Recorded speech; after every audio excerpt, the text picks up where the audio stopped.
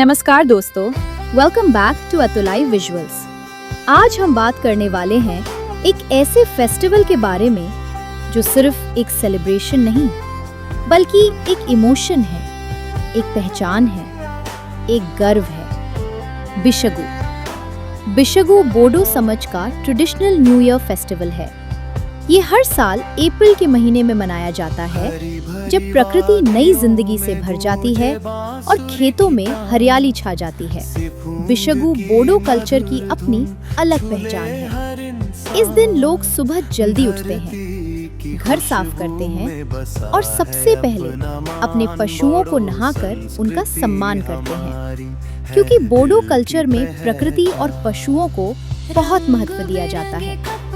गांव में खाम की आवाज गूंजती है, सिफूंग की मधुर धुन हवा में फैल जाती है और जवान लड़के लड़कियां ट्रेडिशनल ड्रेस पहनकर बिशगु डांस करते हैं। ये सिर्फ डांस नहीं होता, ये खुशी का इजहार होता है।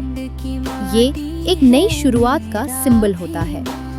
इस फेस्टिवल का सबसे खास हिस्सा है बुजुर्गों का आशीर्वाद लेना और समाज की एकता को मजबूत बनाना।